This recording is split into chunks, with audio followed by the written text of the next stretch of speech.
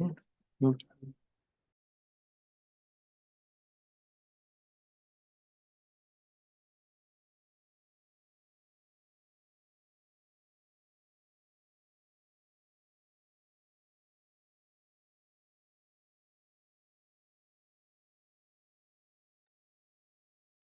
Hello all, can you hear me clearly?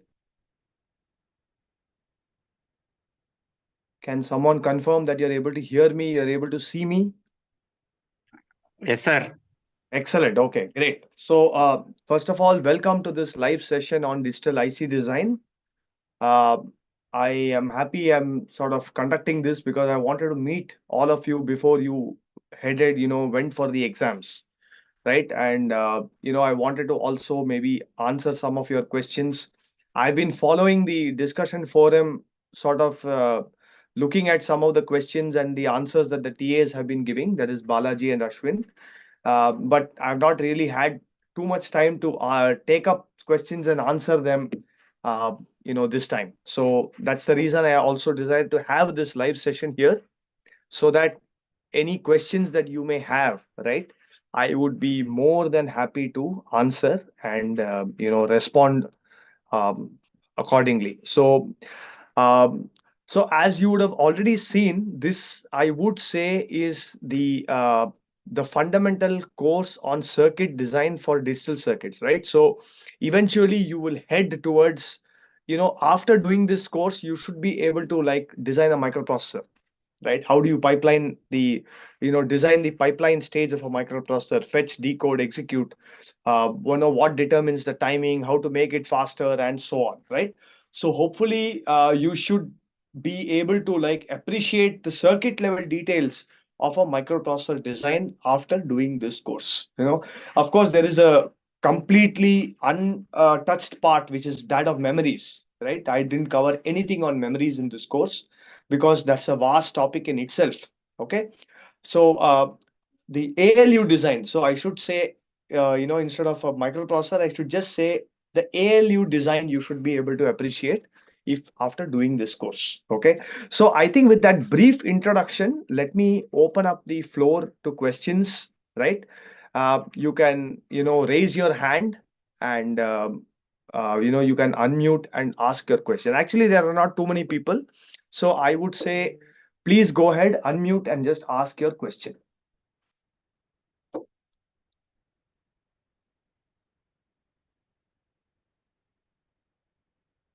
So let me actually, let me start off here. There are about 20 people. So let me just do a round of introductions also first, right? Uh, Aditya Pawar, can you unmute? Good evening, sir.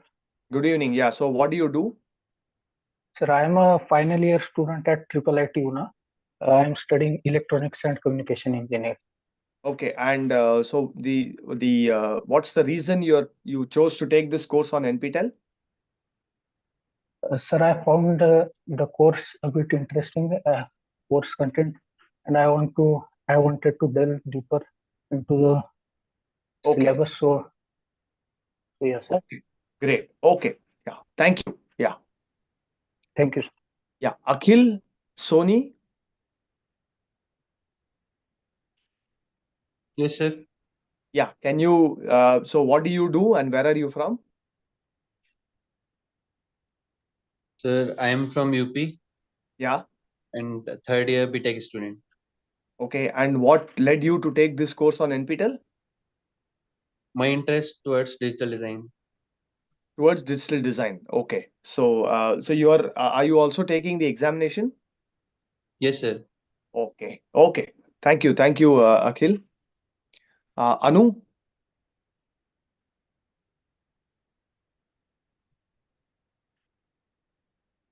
Anu, are you on the call?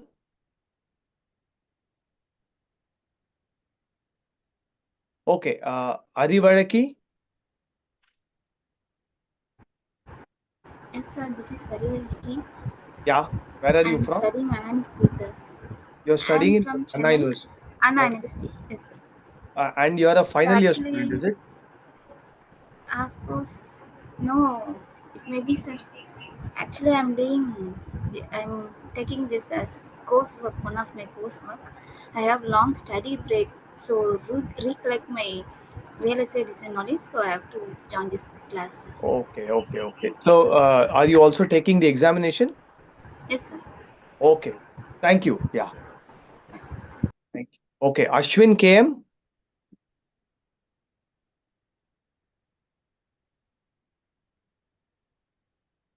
Ashwin KM, can you hear me? Are you on the call?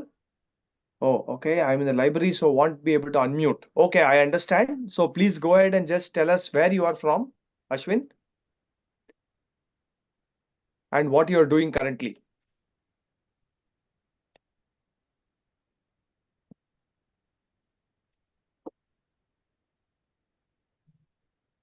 Okay, so while Ashwin messages his details in, let me go on. Deepali, can you unmute? Good evening, sir. I'm Dipali. I'm from Hyderabad. Okay. I study in GRID, Gokaraju Rangaraju Institute of Technology, and I'm currently pursuing I'm in like second year. So my interest towards VLSI has led me to take up this course, sir. Okay. So you're in the second year, is it? Yes, sir. I'm in the second year. Okay. So just curious, second year, so you're in what, the fourth semester then, is it? Yes, sir. I'm in the fourth sem. So what are the courses you have taken before this, with regard to digital circuits? So I have done DLD and digital logic design and the Verilog courses, sir, like in the last sem. Okay. So you were able to follow the transistor level details, because usually I know people take it in the third, fifth or sixth semester, or seventh or eighth. That's what I've seen. Fourth semester is quite early. That's why I'm asking. Yes, sir. Actually, at the beginning, I faced a bit of problem, but then I referred to this book which you've said and a bit of the notes and all. Then it took me a long time, sir, to get into this, but it is quite fine now. I'm okay with it now. Okay.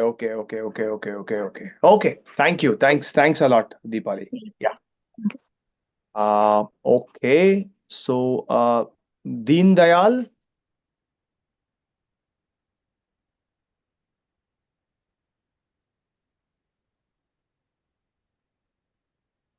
Okay. Hello, sir. Hello. Yes.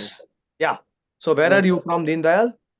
sir, I am from Jaipur, but recently I am pursuing my MTech in IIT Kanpur Okay. in photonics department. Okay. So But from photonics, you are taking digital IC design.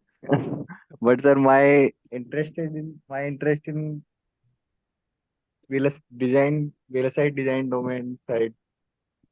So my background in BTech is electrical engineering. Okay. Then I Okay. pursuing this. Sure. I understand. Thank you, Deen Dayal. Yeah.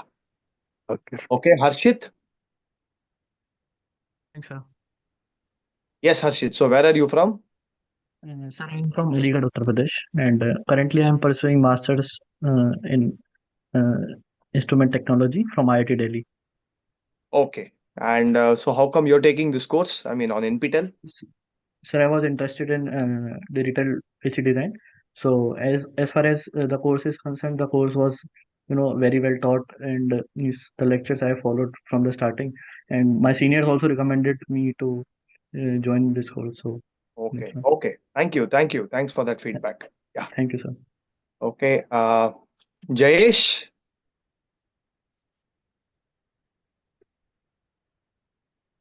PV Srinivas.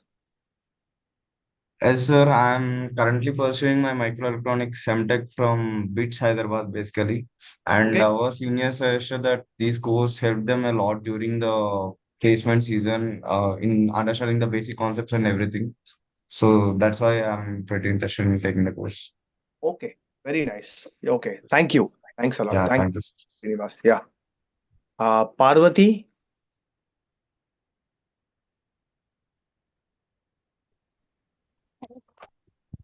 Yes, Parvati. You need to speak a little louder. So I'm in library. Yeah, sure. Okay. I'll just message. Sure. Please do that. Yeah, I appreciate that. Yeah. Prajwal? Good evening, sir. Myself, Yeah. Prajwal Achan. I am a final year EC undergrad and I am from Karnataka. Over the time, I have developed a very keen interest in the field of VLSI, and I started your course during my placement time. Okay. And I could only cover about 50%, like up until combinational circuits, but it felt like I have gained a lot of knowledge only from covering the 50%. So now that I'm in my last semester and I have my internship at Cadence coming up in a few months, I thought I'll complete the course. So I've taken up and I'm completing the course right now. Okay, so you're also taking up the exam, or is it just a... Yeah, sir. I'm taking the exam. Okay, excellent. Good. All the best. Thank you, sir. Yeah. So sorry, there have been some people on the Rishi stream of VC, learn more about digital electronics. Very good. Okay. Parati is an MTech from Karnataka, right? And okay, great. Thank you. So Ravi Kumar?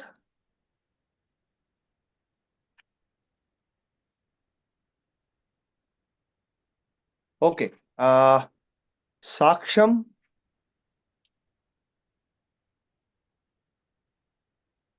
Okay, Sanjay?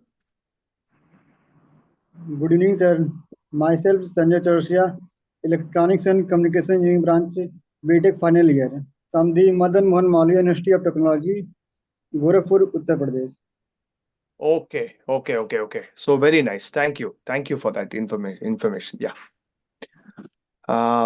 Sorry, Saksham? And okay, Siddharth Iyengar?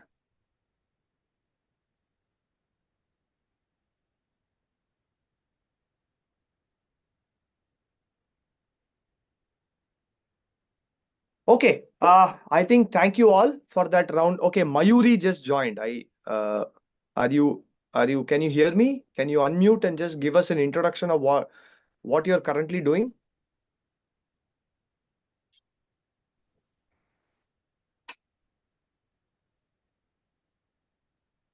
Sorry, is okay. Sorry? Sir, I'm Siddharth. Sir, actually my mic was not working earlier. Sure. Yeah, please tell me. Yeah.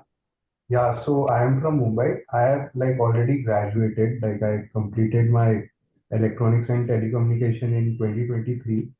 But the Okay. thing is, I did not gain anything from my degree. So I couldn't get a job either. The other thing is no electronics company visited the campus also. So Okay. my earlier goal was to get a job so I would need to upskill myself, right?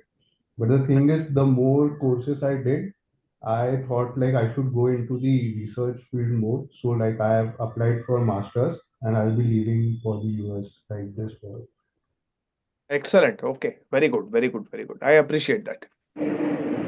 Okay. So good afternoon, sir. This is M. Ravi Kumar. Yes. So just now I stepped down from the bus, sir. That is one unable to answer that one. Sure. Please introduce yourself. Yes. Okay, I am Ravi Kumar from working as assistant professor in Mahendra Engineering College in Tamil Nadu, sir. Okay. Very good. Currently, I taken this paper for students, sir, but I enlarged my knowledge only I can join this course, sir. Okay. Very good. Thank you, Ravi Kumar. Thank you. Okay, thank you, sir. Okay. Yes, someone else wants to speak. I think I don't see a name there. I only see a mobile. Myself, Venkat Kumar Swami, sir. Yeah. From Bapatla Engineering College, Andhra Pradesh. Okay. So I am a faculty in this engineering college, sir. Okay, great. And so I learned a lot from your videos, sir. All these lectures are inspiring. Thank you. And even sir, I prepared the complete notes even up to this 11th week. It's for about 370 pages I wrote. My God. Okay. That's a lot. The content is so good, sir. So good. Each and everything you explained, I wrote very clearly. And so we are so happy to listen to you, sir. That's why we attended this session. Thank you. Yeah. So, okay. Thanks a lot for so I just see one more person, Gautam, who just joined. So if you would like to introduce yourself, please unmute and introduce yourself, and then I will just start the live discussion. Yeah. Good evening, sir. I am also like the previous person. I am a faculty at KL University. Okay. So this is an amazing course, sir. For digital IC design, there is nothing better than in the internet than your course. Thank you. Right from your first lecture, where you start from the first principles till the time borrowing concepts, it is an exceptional course, sir. Thank you. And I motivated most of my students to take this up. Yeah. And we are also awarding credits if they pass the exams. Okay, very nice, very nice. Thank you for that feedback. Thank you, sir. Okay, so I will just share my screen, and I'd like to open up. Do you have any technical questions? This technical question can be in the field related to the course. It can also be related to the field of VLSI or digital circuits in general, right? So I'm open. I don't know if you people followed the news. There was an earthquake in TSMC, right, in Taiwan, and that can have a certain implication on the chip manufacturing industry if you haven't followed the news yet today, right? So, it can be something related to that also, yeah, some off topic like that also I'm willing to indulge in. Okay, so let me open up for any questions. Please just unmute. Just tell me your name because I'm sharing the screen. I can't see who's speaking, and then ask the question. Good evening, sir. Good evening. Myself Prajwal. I had a Yes. question related to adders and multipliers module. Yes. When you were deriving the critical path delay of a ripple carry adder, you assumed that the carry delay to compute the carry is less than that to generate the sum. That's why the critical path ended at the last sum bit, and we got the critical path delay as n-1 times t carry plus t sum. Correct. But if suppose the time to generate carry t carry is greater than t sum, then the critical path will end at the last carry out bit, and the formula will change as n times t carry, right? Correct. So can you see my screen? Yeah. Actually, it is n-1 t carry plus max of t sum comma t carry. Okay, this is the generalized formula. Okay, sir. Because in an assignment question, t carry was greater than t sum. Yes, exactly. So I was confused whether to apply n times t carry or the usual formula you derived in the class. So I think I do orally mention that. See, the mirror adder uses the carry out to generate the sum, right? So therefore, that's why it is the formula is derived like that. But you could have the other case, and the general. See, what I'm showing you here is actually just the static timing analysis delay, right? Ultimately, whichever max of these two delays will dominate is what will decide this thing. Yeah. Okay. Okay, sir. Thank you. Yeah. But note the point that really it is actually this n-1 that matters. Nobody cares if you are off by a couple of picoseconds because of this term. Yes. That's the dominating factor. Yeah. Yeah, exactly. Right. Okay. Sir, this is Gautam, sir. Yes, Gautam. Yeah, please.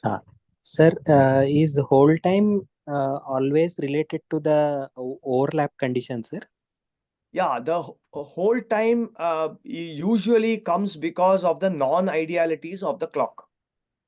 Okay, sir. So suppose if there is no overlap, sir, then can we say that there is no hold condition, or because there are some single phase, truly single phase latches? Correct. So you can have, see, even in the cases, for example, in the latch based design, when I do the min delay constraint, right? Yes. I do consider that there is a non-overlap period between the clocks. Okay. right? And in spite of that, there will be a hold time condition that you have to adhere to. Okay. The non-overlap gives you a benefit. If the non-overlap is larger, then there is no way that data can race through. See, hold time ultimately is a contamination of data. So data is racing through the latch or the flop into the combinational block ahead, right? Yeah. So if you are not allowing the clocks to overlap at all, there can be no race condition typically. Okay, sir. Right. So therefore, the overlap is going to help the will reduce the risk of hold. The Okay, sir. non-overlap. I'm sorry. Yeah. Sir, is there any relationship between setup and hold time, sir? I mean, the sum. No. Setup and hold time. So setup, for example, is purely because of the delays of the logic gates that are internal to that flop. Correct?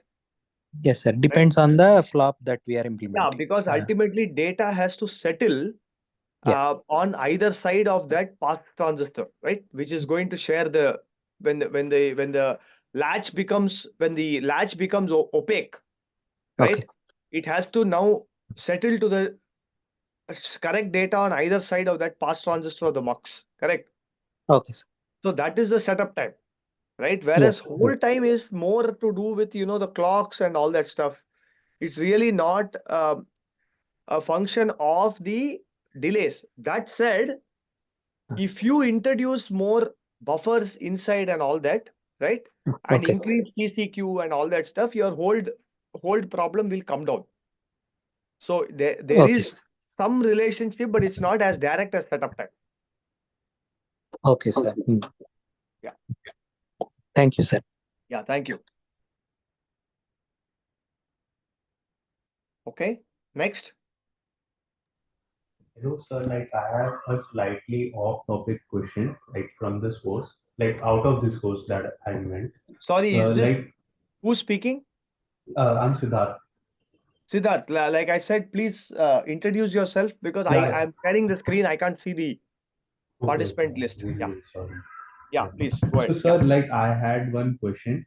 Yes. So, like throughout the years, uh, to increase the density of transistors on the chip, like the node of a single transistor has been getting smaller, right? But Correct. there will be some point like where it has to stop. So what will be there after that? Like after that point, like what will be the next thing that the industry will move on to? Like Okay. So first of all, I think this is a good question. Okay. So there are multiple angles to this question. Okay. So earlier, when we were in 130 nanometer, 180 nanometer, and so on, right? The gate channel length, right? L itself would be a very close representative of this number, right? 2 lambda would be approximately 180 nanometer.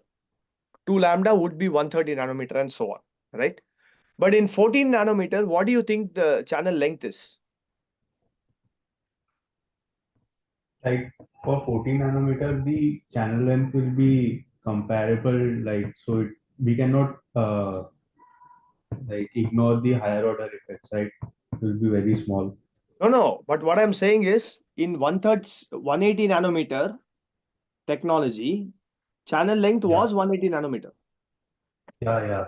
Okay. So like that in 14 nanometer, It what do you should think it is? technically be 14 nanometer, but I don't think so. It will be Yeah, because there's some exactly. Okay. marketing gimmick also going on with this also. Exactly. So in 14 nanometer, actually the channel length is 20 nanometer. Okay. Okay. So when the channel length is like some 20 nanometer, why are they calling it a 14 nanometer transistor then, right?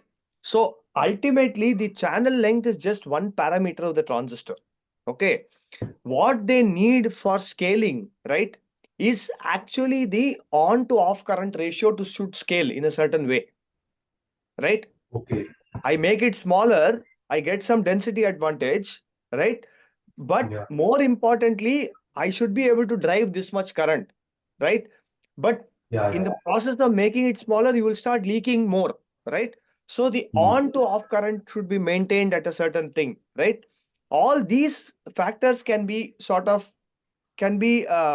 handled in a different way other than just scaling. Okay, so that's why from 22 nanometer to 14 nanometer, the industry moved from planar devices to FinFETs. Okay. So what is a planar device? A planar device is, whatever I drew in this entire course, they are all planar devices, right? So if you look at this, this is the representation of a transistor, right? The P, N plus, right? And if I look at the three-dimensional view of this, it is going to be like this, right? Yeah. So what happens is that these are all just, they are simple planes. Okay. Whereas what you will do is, so if I looked from the side here, right? I would just see, if I looked at the profile view, I would just see something like this. Okay. You agree with me? Yeah. Right? Now, what people started doing is they started making FinFETs, which basically look like this.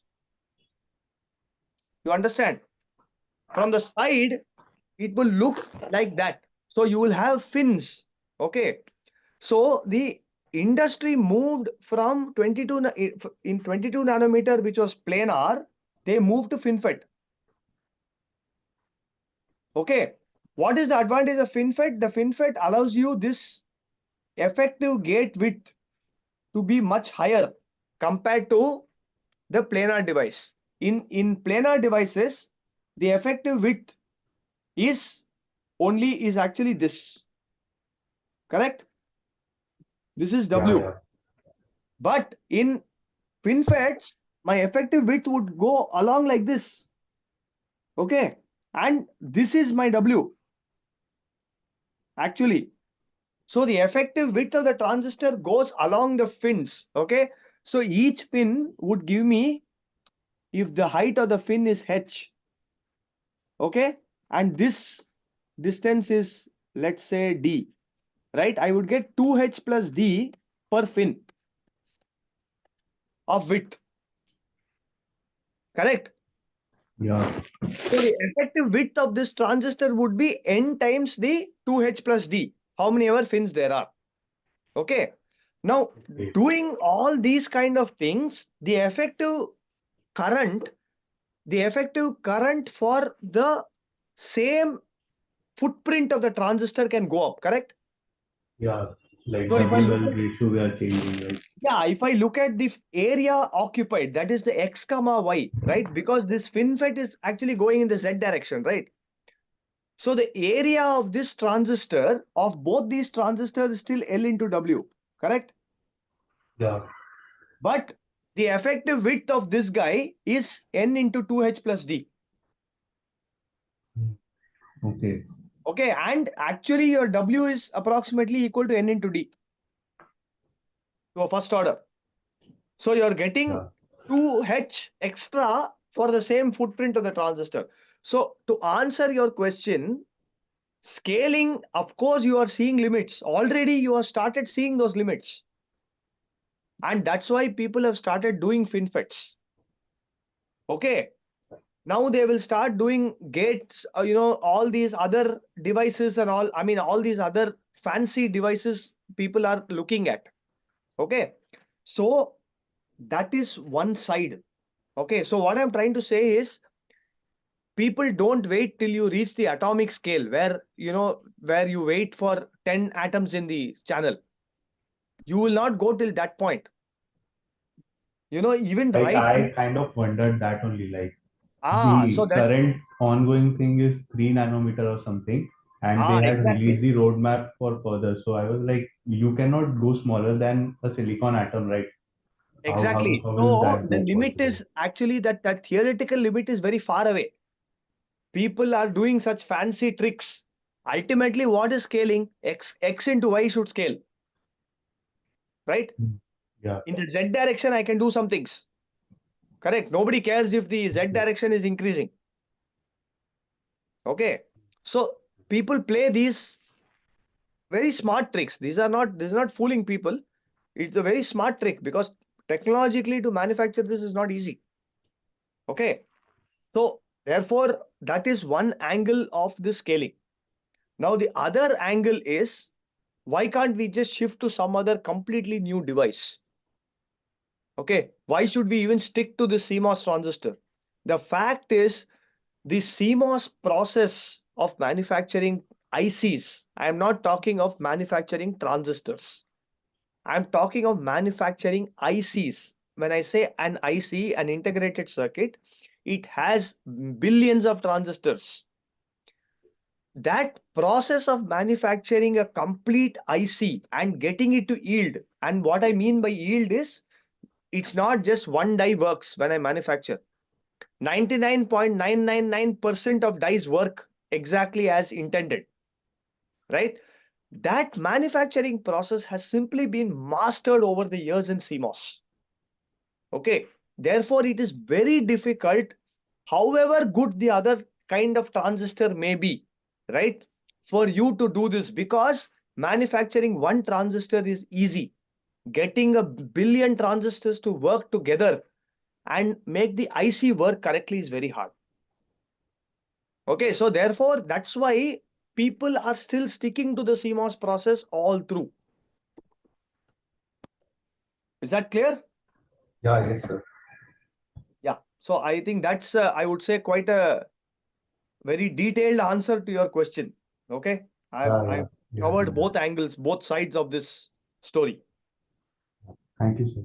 Yeah. Okay, next question. Excuse me, sir. Yes.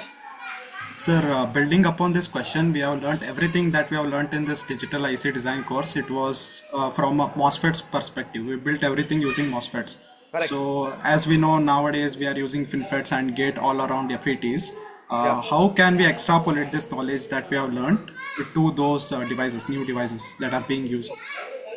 So first of all, the digital IC design is a circuit design course. Okay, the circuit design course, what did we start with? Actually, I started from the transistor to give you a feel for what happens. But in reality, all you needed was, what is the current equation? What is the IV characteristics of this transistor? ID versus VG, ID versus VD. If you understand all of this and the off current characteristics correctly, you can design any circuit. How does it matter to you if it is FinFET or if it is some other technology, some other fancy technology? Given any given any technology, as long as you know the IV characteristics, you should be able to design the circuit. That's the idea. Okay, so basically the idea behind building the circuit remains the same. Only the type of device we are using, that will change. No, the circuits will not remain the same. The side W by L, all that will change. The biasing may change. But if I want a certain circuit behavior and I know the current characteristics, I need to basically this thing, right? So if, for example, if I were to use the same NMOS transistor, right, to design an amplifier like this, okay, I basically do some biasing and okay, if I do an amplifier like this as opposed to a BJT, right? Obviously, this is going to be different, correct? Yeah. The resistor, the gain, everything will be different. Fundamentally, the BJT operates on diffusion. Okay. Yeah. So the thermal voltage IC by VT will be the GM. Okay. Whereas the GM of the NMOS transistor will be much lesser. Okay. So therefore, those aspects will be different. But what matters is, as long as you know the behavior of the current as a function of voltages, the base voltage, collector voltage, emitter voltage, right? We are good. Likewise here, all you need to know is, what is this function G of drain, gate and source. That's all. Okay, thank you, sir. Okay, yeah. May Yes. I ask a question, sir? Yeah, who is this? I am Shreyas, sir, third year EC from RV College of Engineering, Bangalore. Please go ahead. Yeah. Yeah, I had doubt in whole time of a DLAT, sir. You say in class, you said it's actually a negative thing. Yeah. What does it convey, sir, basically, like? Okay, so what does it convey to say that a whole time is negative? Okay, so let us say I have a flop like this. Okay, let's say I have a flop like this, a system clock like this, and a combinational block in between. Okay, let us say that you have a whole time violation in this. What should you do to fix the whole time violation? To increase the times, the period of clock. Yes, sir. Correct. So what will Yes. you do? You'll add an inverter here, correct? Yes, sir. Right? Or I'll add one more inverter here. Right? Yes, sir. Now, if I look at this flop internally, what is actually there here? It's basically Inverter transmission gate, sir. essentially it's the same thing, right? Yes, sir. So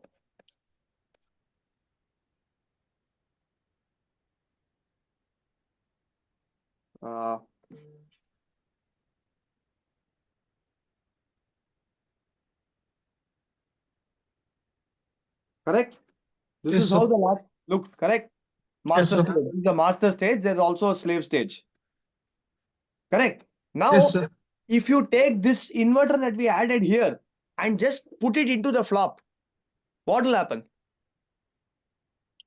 Increase in delay, sir. It will increase TCQ of the previous stage of this flop, correct? Yes, sir. Now, if I take this inverter and just add it into this inverter here, it will appear like this, no? Yes, sir. So negative hold time means there is already an inverter or something which has introduced a delay, so you don't need to add it outside. Okay, okay. That's all it means. Oh, does that even mean there is no hold time only, like zero hold time? There is definitely, it means that you not only don't have to worry about hold time, even outside you can do some certain things, right? See, for example, so if I want to, for example, see, I discussed the idea of scan chains, did I? Balaji, do you know if I did discuss it? I don't, I think I did, no? I don't think, I think you might have mentioned it, sir. I don't think we've discussed. See, so what is a scan chain? It's nothing but, or I'll tell you, in digital system, digital logic design circuit, the scan chain is nothing but a serial in, serial out shift register. Okay, sir. Okay, look at this. So this is my clock. Okay. Yes, sir. So if I want to now shift the data out of this, I have to pulse the clock every time, no? Yes, sir. Now you notice that the connection between the two flops is exactly like this, except that there's no combinational block, right, in between. Yes, sir. So you will end up actually, if you use a flop which is not designed properly, you will land up with a whole time issue in this case. Yes, sir. But if in such cases, you must use a flop with a negative hold time if you want to operate it like this. Oh, okay, okay. Because in spite of worst case delays and all that, I will ensure that I don't cause a violation. It basically means there are enough buffers. So if I look at this internal circuit here, it may appear like a wire. But Yes, if I look at this internal circuit, there are actually more inverters there. There are buffers there. Okay. So effectively, there should be enough delay leading into that sampling element, which is the transmission gate. Oh, okay. Okay, that's what it means. So even after applying clock edge, we can change the data D in also.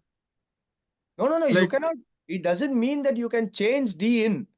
See, that's what I mean. Remember, no, don't confuse it that way. Okay, okay. Please look at it as, okay, when I'm using this in a circuit, it gives me that buffer. Okay, okay. Okay. That I don't have to worry about the whole violation till that point. That's all. Okay. Yes, understood, sir. Okay. Yes, Sir, but that will compromise the frequency, no, sir? It will increase the. Definitely, you're right. It will compromise the frequency because what will happen is your TCQ will go up or T setup will go up, right? If I add an extra buffer here, like here, I'm showing here, T setup will go up, right? Yes, sir. Or if I add a buffer at the output stage, TCQ will go up, correct? Yes, sir. So then obviously you're going to have a problem there. That's why what people do is when they want to operate a circuit in a scenario like this, right, which is basically trying to pipeline something, they will use high speed flops whose whole time TCQ, T setup, T hold will all be minimum. Okay, sir. The risk you run there is that you may run into a whole time violation if you don't put enough delay between the flops. Okay. On the other hand, if you are trying to do a shift register scan chain like this, Where there is no combinational delay. you will use a flop itself which has been designed so that there is enough, negative hold time and all that. So it will be in the standard cell. It will be in the standard cell library. So this flop will be different from this flop. Okay, sir. Understood. Okay. And effectively, for this flop, TCQ, T setup, T setup, everything will be high. For this flop, TCQ, T setup will be low.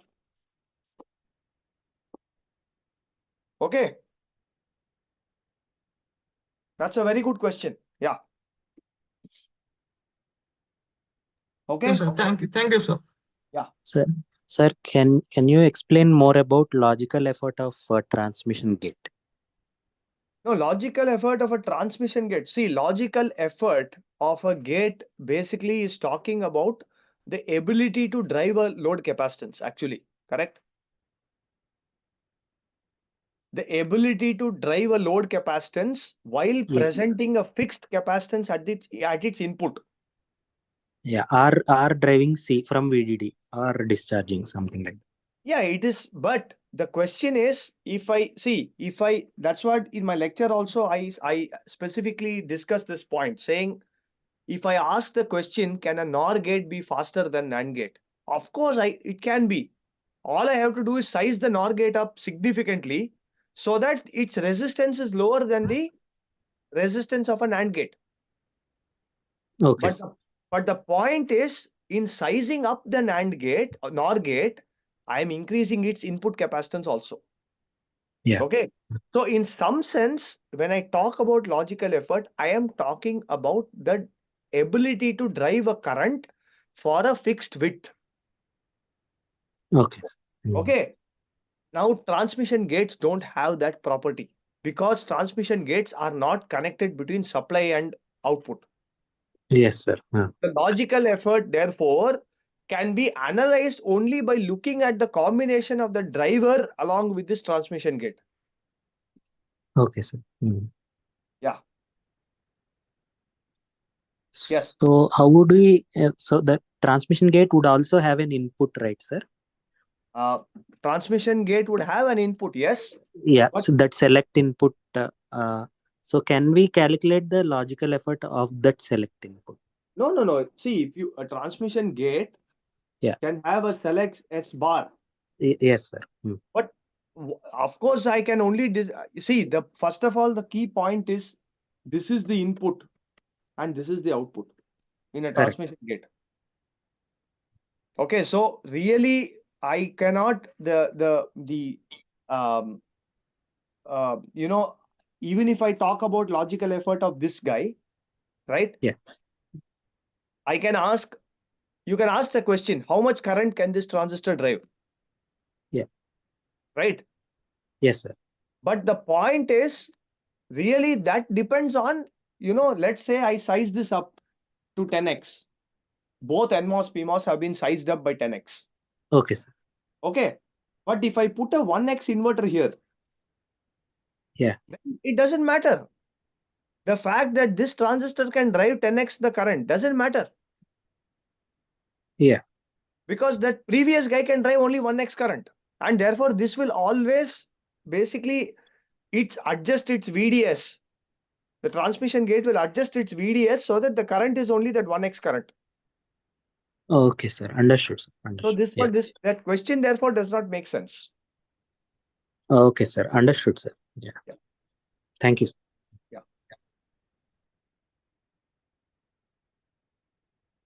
Yeah. Next question.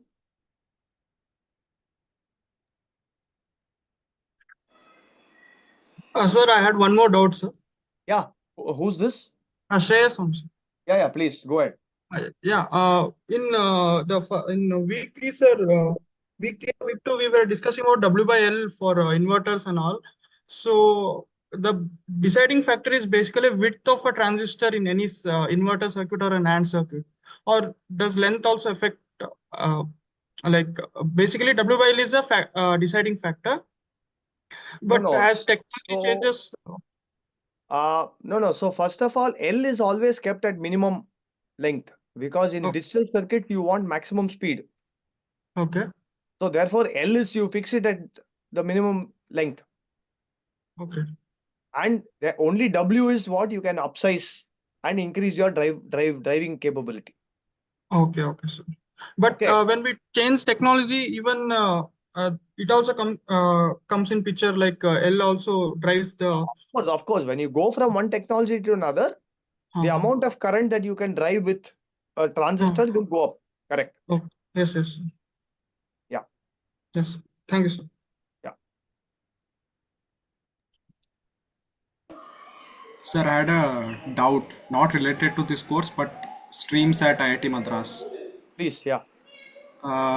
What's the difference between microelectronics and VLSI and integrated circuits and systems? Because both have similar electives and similar core subjects. So what's the difference? Okay, so integrated circuits and systems is a group which is very unique to IIT Madras. Okay, IIT Madras has a very strong circuits faculty. I would say critical mass. Okay, and therefore we are a separate group.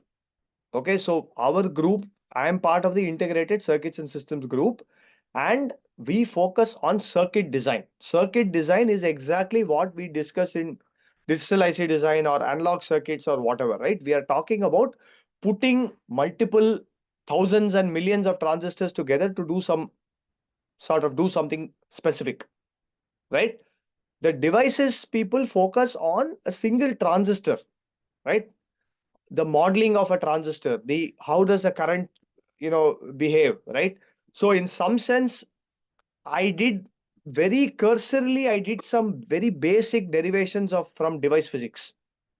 Okay, in the first few lectures, where I discussed what happens to the the Maxwell-Boltzmann law. Those kind of things is what the deriving the level 1 SPICE model, for example, right? The threshold voltage and stuff like that is what the focus of the devices people is. But we focus on ultimately using that transistor to build circuits. Like I told you, we don't care what the equation of the current is. Okay. All we care is I have a equation of the current in terms of the terminal voltages, and I need to know how to build my circuit with this. Ultimately, I want an amplifier with a certain spec. I should know how to use either the CMOS transistor or the or the BJT in order to achieve this. Okay, so got circuits it. is really putting transistors together at a large scale in order to get a certain functionality. Okay, sir. And also, suppose we take EE6 course, there are two separate streams as well, EE6Y and EE6N. What's the difference between those two? EE6Y and sorry, so you have applied for masters now? No, sir, I was checking out. I'm planning to. That's why I was asking you. Okay, EE6Y and EE6 No, I think that may be, I don't know, it may be to do with the whether you want scholarship or not. That Y Okay. and N. Okay, sir. Yeah, Okay, yeah. thank you. Okay. I need to double check that, but I think that's what it is. I need to, yeah. Okay. Okay, sir. Thank you. Sorry, what's your name again? Sir, my name is Prajwal. Rajwal. Okay, fine. Okay, thank you. Okay, next question.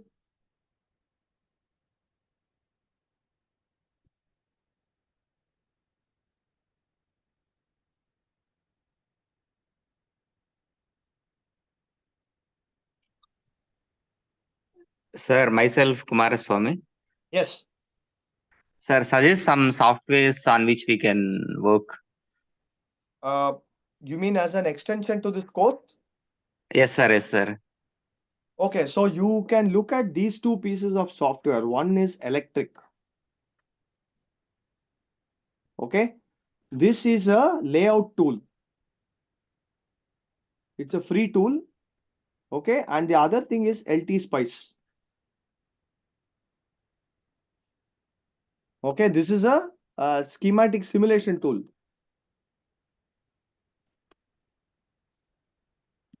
Okay, combination of these two will allow you to actually do any design.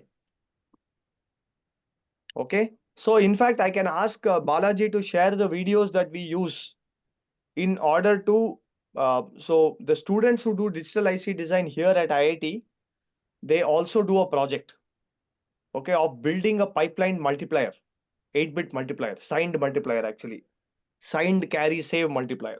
Okay, so I can share these videos and you can look at it and build a multiplier on your own. Okay, sir. Okay, so Balaji, can you just post these videos to them? Yes, sir. So I think we have about 5 to 6 videos. Do you want me to post? Yeah, can you actually make a playlist out of it? Ah, So are all those videos on my channel? uh, I think it is also uploaded. We can discuss this offline and I will post We'll it, sir. discuss it, yeah. Otherwise, we'll make a playlist and just send this out to people. Okay. Yeah, I have a separate copy with myself. I think you also have another set of copy on your YouTube playlist. Fine. Cool. Okay, sir. Okay. Cool. Yeah, sure. Thank you, sir. Okay, yeah. Thank you. Yeah.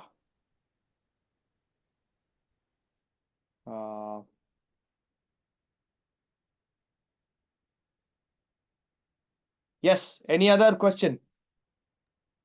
Sir, I have one question.